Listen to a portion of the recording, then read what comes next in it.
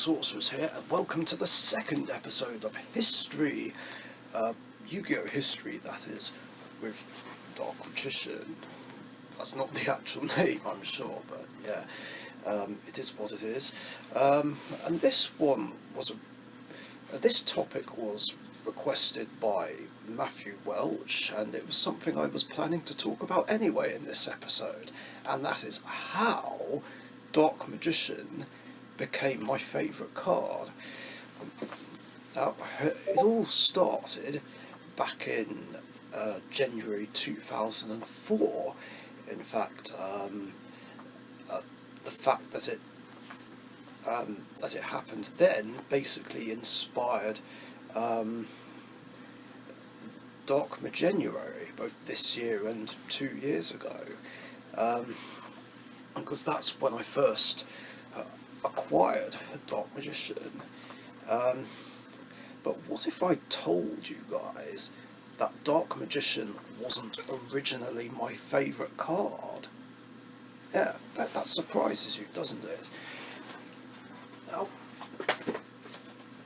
oh, I'm so badly prepared.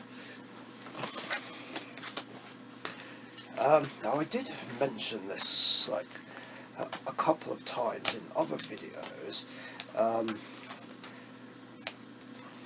but originally Robotic Knight was my favourite card.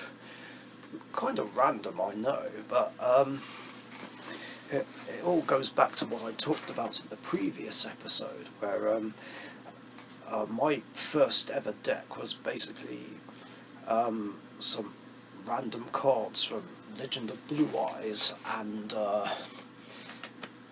Legacy of Darkness.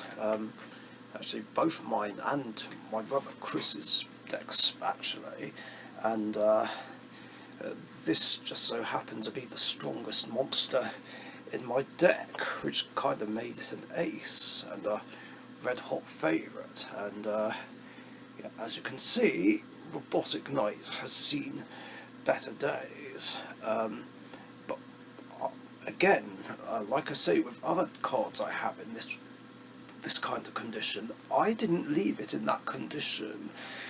Okay, this was like that when I got it. Of course, I say that, and we didn't even know that card sleeves were a thing at the time. In fact, I don't think we started using sleeves until like just past the second half of 2005. Yeah. So anyway, Robotic Knight was originally my favourite card. And as far as I remember, I don't think I had any level 5 or higher monsters in my deck at the time. But yeah. And going back to Dark Magician, I kind of grew more fond of him after seeing him a lot in the original series anime, and how he generally seems to bail Yugi out of tough situations, except when Kaiba infected his deck with Crush Card Virus. That was kind of yikes.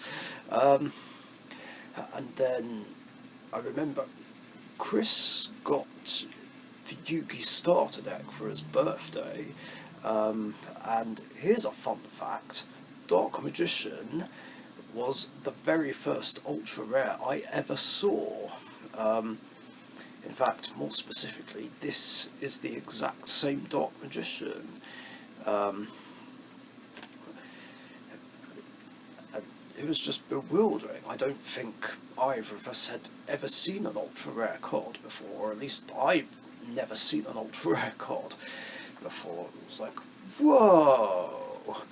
I was just in awe, whereas in turn, Card Destruction and Soul Exchange were the first ever super rares I ever saw.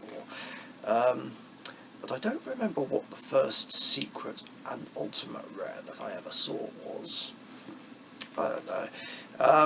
But yeah, it is what it is. So he basically combined cards in that starter deck with some of the cards he had already, and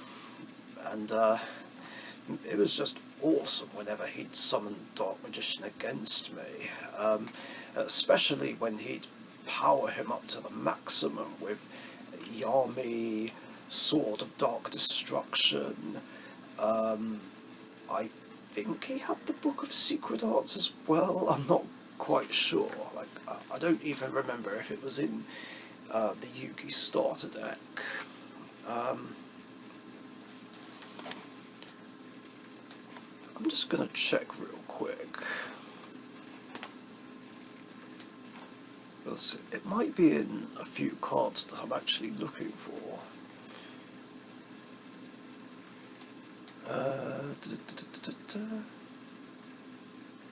Oh yeah, it is in there. So yeah, it was it was crazy. And of course we were still going by Duelist Kingdom rules, where we assumed that level 5 or higher monsters could be summoned without sacrificing any monsters. It was kind of funny. And then quite early on in 2004, I decided that I wanted to have Dark Magician. I just started liking him more than Robotic Knight. I mean, not that I don't like Robotic Knight anymore, of course. I mean, he still holds a special nostalgic place in my heart. But I just grew to like Dark Magician a lot more. In fact, I even remember going into one of the shops that I would usually get cards from, and I bought a pack of Magician's Force, because for some reason I thought Dark Magician was in that set, especially since Dark Paladin was on the front cover. I wasn't quite sure what that monster was at first, because I thought maybe it was either an alternate art of Dark Magician or another version of Dark Magician. In fact, I didn't even know Dark Paladin was a thing at the time. Like, I hadn't even heard of Dark Paladin until much later on in the year. Probably sometime in the summer of 2004. I can't remember. It's been so long, as I'm sure you'll appreciate. So yeah, I bought a Magician's Force pack, and obviously Dark Magician wasn't in there, but I do remember getting a Cat's Ear Tribe, which was the second ever rare I ever saw. The first one being Pot of Greed, which I may have told you guys some time ago. Literally, Pot of Greed was the first rare card I ever saw. I pulled that from a Magic Ruler pack, like when it was Spell Ruler. Like, there was some explanation about Pot of Greed and Flame Swordsman, which Ruxon34 mentioned in one of his recent videos. But yeah, some cards from Legend of Blue Eyes, more specifically Pot of Greed and Flame Swordsman, were in Spell Ruler, at least the British version, but I don't know the details. Like, I'll have to watch the video again, probably, or you can watch it if you like. Anyway, later on that day, me and Chris actually agreed to do a trade for it. yeah, he was pretty cool and chilled about it, in all honesty, especially since he had Blue Eyes White Dragon and Red Eyes Black Dragon, because he got the Kyber and Joey starter decks for Christmas. So I don't think he was too fussed about trading the Dark Magician, not as far as I remember.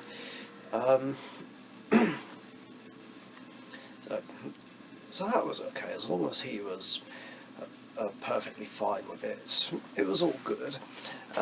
So yeah, I had Dark Magician in my possession. Again, this is the exact same one, and I've taken care of it for many, many years, despite it not being in the best condition. Like, I'm pretty sure Chris did something to it, definitely, when he had it, because, again, I did not leave him in that condition. Like, literally, no card in my possession would get ruined like that. I wouldn't allow it. So, anyway, since that day, Dark Magician's been in my deck for many years, whether it was my random deck, even my Exodia deck, his own deck, or Warriors, briefly, and of course Legendary Hero, but mainly his own deck. It was in my Exodia and Warrior decks, because I was still an amateur at the time, like before 2006, and just didn't know any better, and had him in my Warrior deck just because he was my favourite card and I didn't want to stop playing him.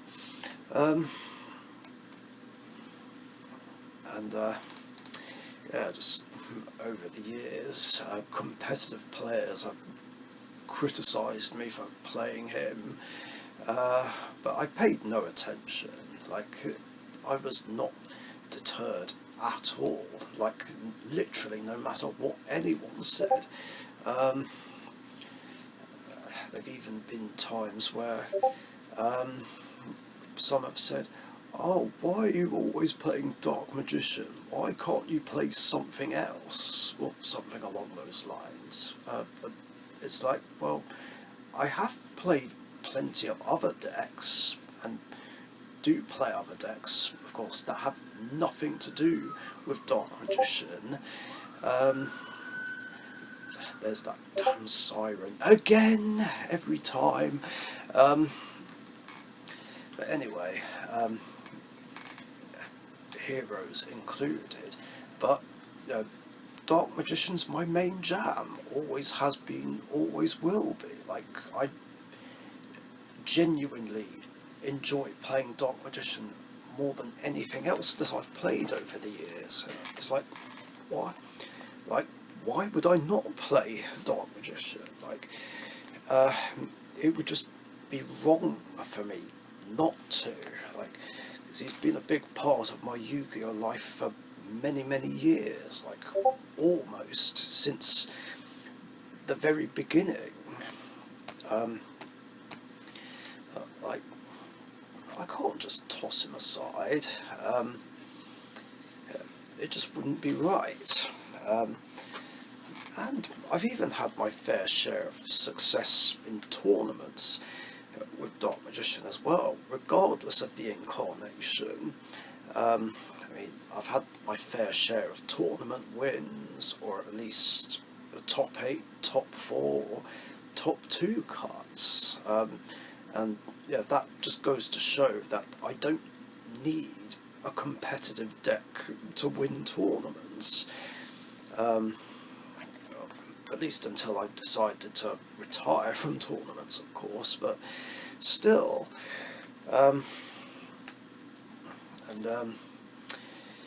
This particular Dark Magician was in my deck for many years before, in the summer of 2012, the back of it started marking the sleeves, which wasn't good news in more ways than one.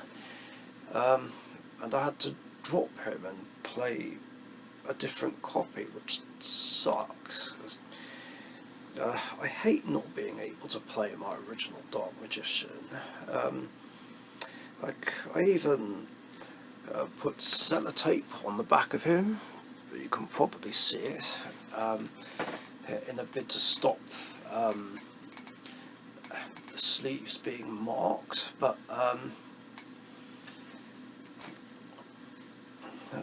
then there was this uncertainty about whether or not I could still play him.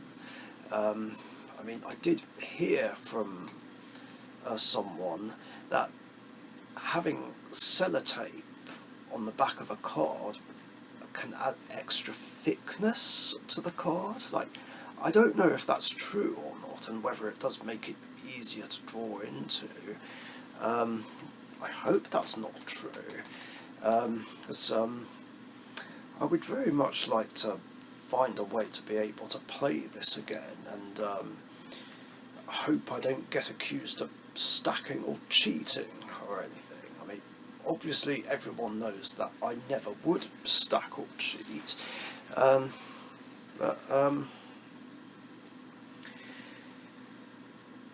I don't know. I suppose maybe I could try and absolutely flatten it as much as I can, see if that does anything. I don't know. I just wonder if maybe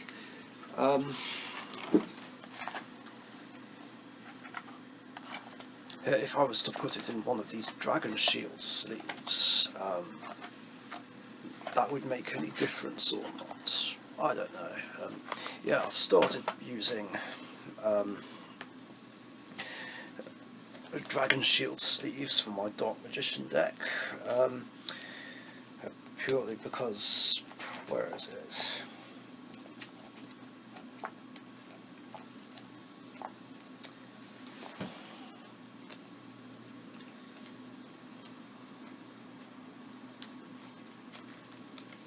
Ah, here we are. Because these sleeves, I've pretty much had it and are starting to peel, which sucks because I like those sleeves. I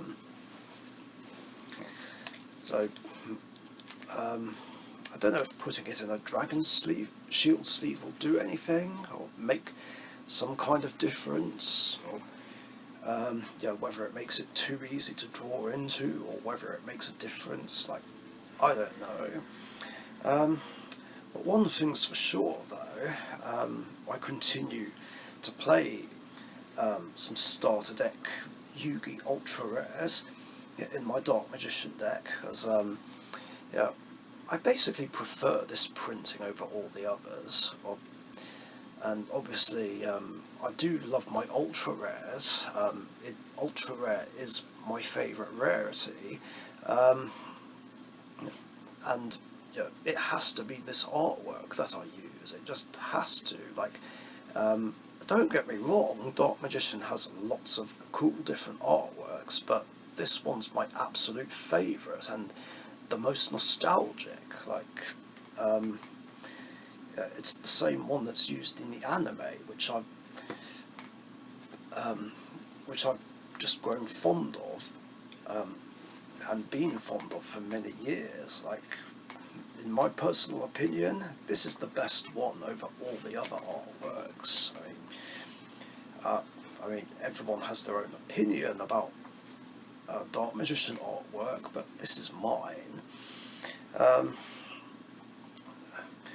of course, the other reason why I prefer to play with this print is because, well, that's the first print I ever got hold of, and playing starter deck Yugi Ultras is basically as close as I'm gonna get to being able to play this particular Dark Magician in my deck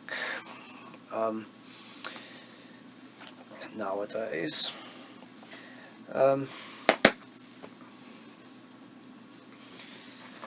So yeah, that's basically the whole story. This ended up being longer than I thought again. Yeah, that is the whole story of how Dark Magician became my favourite card in the game. That's not going to change at all. Um, I love all of the classic boss monsters from the original series, but for me personally, Dark Magician is where it's at. And again, Robotic Knight does still hold a nostalgic place in my heart, and he is among my top 10 favourite machine-type monsters in the game. And obviously check out my top 10 favourite machine monster video if you haven't done so already. So yeah, that's all I got. I've got several other ideas for topics for this series. I don't know when I'll get around to doing them, but I just felt I needed to do this one. A, because it was requested, and B, we're still in Dark January at the time of recording this. So it seems right. I'm also going to try and get a raid boss game going where I'm using Dark Magician and that's the raid boss. I have until the end of the month to do it, so I better get cracking. Anyway, thanks for watching guys, and stay safe out there, and I'll catch you guys later. See ya.